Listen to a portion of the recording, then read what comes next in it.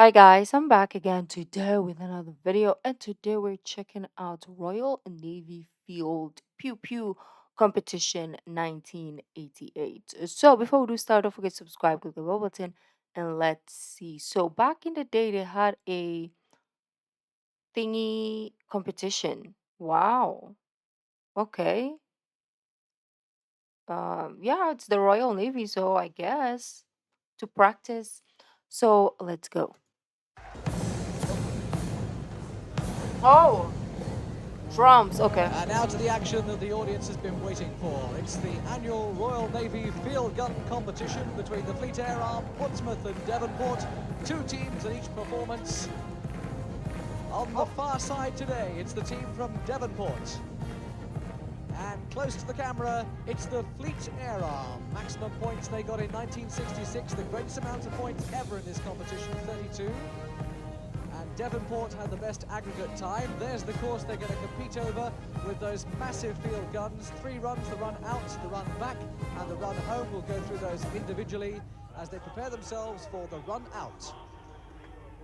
Oh. Such is the competition that happens here at Earl's Court every year, that the results are immediately flashed to Royal Navy ships and stations around the world so that their program... What is the criteria? I would like to know, right? Like, are we hitting a certain target? Who is closer, or does other factor come into play when we have this? Is this something that still goes on? I don't think so, but you guys let me know.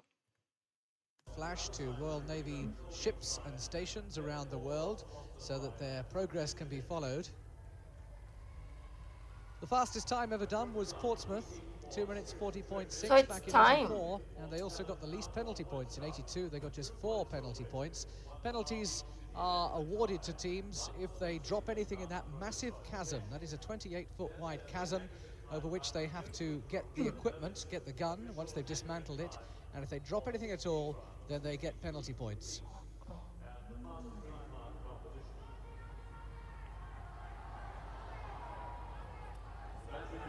This is crazy. Like, fascinating, crazy. Lieutenant Commander Ken Mathers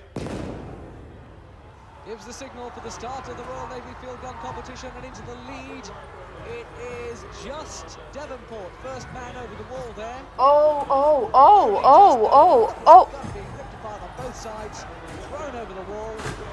I didn't think we were gonna go back and then climb over walls. Like, I was gonna ask, what is the point of doing so? But, during, back in the days, they had, you know, wars. So, I mean, even now.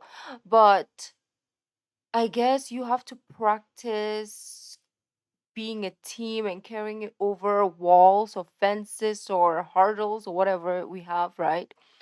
So it makes sense. It's crazy how we have footage of this, but it's in 80s, so duh. Look at that gun being ripped apart on both sides, thrown over the wall. The team's following over a 900-pound gun barrel sitting there on its gun carriage. 900 Bring the wheels pounds. on. First man over Oh, the chasm. There we are. It's the Fleet Air Arm. that is fun. Air Arm I mean, just in front the swinging. of Devonport. First It set of seems wheels like about everyone. to go over. We have to carry. Wheels are over. So Fleet Air Arm by about a second and Okay, a half. they from didn't drop it. Devonport. They just. The gun carriage goes over. That looks fun. The swinging back and forth. Looking at the Fleet Air Arm. As they Who get is the gun judging barrel this? over, and the last pair of wheels going over. So we're seeing who's going to do it faster and who gets less penalties for dropping stuff, right? So this is heavy. How they do that, I do not understand. But go team. Last pair of wheels going over. There's the limber, and they're neck and neck. They're absolutely side by side with the limber going over as the teams now head towards the wall. Through the wall, assemble the gun and fire off the rounds to Have signify they finish cheerleaders. the run out. And it's very, very close, this. It's very close. Fleet Air Arm in position. That's And it? it's just Devonport on that run. Devonport by about a second from the Fleet Air arm. Now the judges will just make sure that the rounds have been fired. And the teams will prepare themselves for the next section, which is the run back. 1:26.23, that's the leading time for Devonport. They are tired. Oh gosh. And 1:27.31, that's the time for Fleet Air arm, languishing in second place at It's the moment. just seconds. The run back, they all have to withdraw over the wall, go back across the chasm, and at that point you've got to watch how they throw all the equipment around. When it's thrown over the wall, the combined weight of the gun barrel and its gun carriage together, 1,250 pounds. That is over half a ton of equipment, and it goes over in one piece. The bugle's ready. This gives the signal. Naval Airman Knocker Waite sounding the bugle for the start of the run back. Having spent about a minute on this. First man going across the chasm as we look at the gun racing down. Fleet Air arm on this side. Devonport on the far side. Fleet Air arm about a second to make up to get the lead back here. And they've got their wheels across, but it's still pretty even Stevens. The limber across. And here comes the heavy stuff. 1,250 pounds of barrel and gun carriage. There goes the barrel. They could be tied. Because they're moving. Similarly. Similarly. Hurry, hurry. And it looks to me like Fleet Air Arm are just pulling back here. They've just got their wheels across quicker. Flying Angels across. Fire the gun. And they have done it. They have done it. In fact, it's a dead heat on that run because they've remained about a second behind. Shells being checked by the judges as we also check the times, because it seems to me they may have pulled back just a few tenths of a second. Fastest time, there it is, 2:24.69. That's for Devonport, who still have the lead over Fleet Air Arm, who pulled up just slightly on 2:25.38. Less than a second in it as we get set for the run home.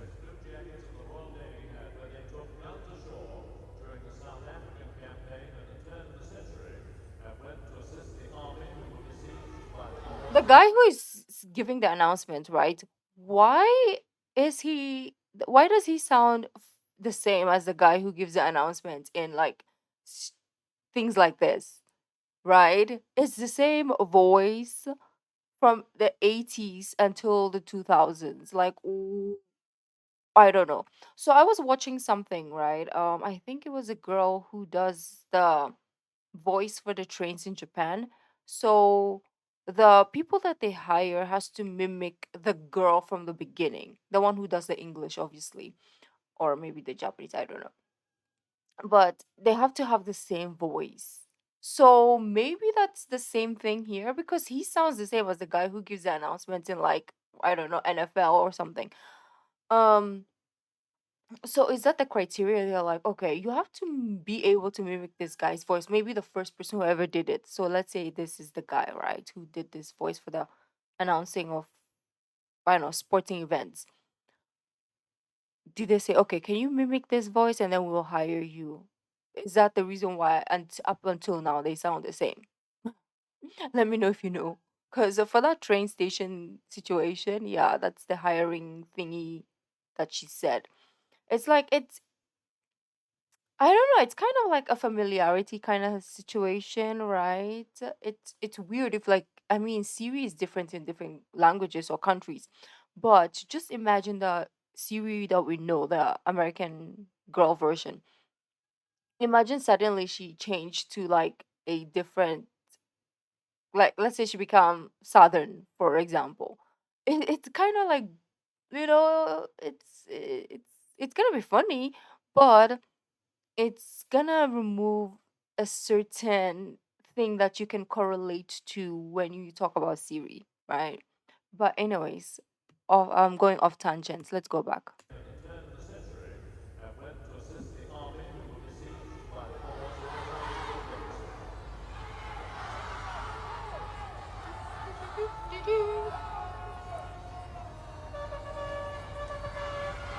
And off they go. Hurry, hurry, hurry, hurry, hurry, Lift hurry, on the hurry, hurry, bench, that's hurry. the cry. Okay, okay. Oh, they're slow through the wall, the Oh, Fleet Air Arm. oh, oh. But they're just all through and they run and they run and Run, they run, run to run, the run, finish run. line.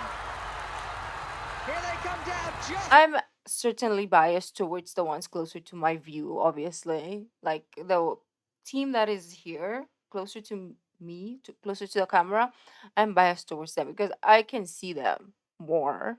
So I'm rooting for them. And I don't even know if they're the one winning. And then they run to the finish line. Here they come down just. Fleet Air Arm just seemed to pull through there, but it's not So enough. It's not enough. Devonport win by a whisker. 0.32 of a second is the gap on the final times. 2:45.44, the winning time for Devonport. they're tight.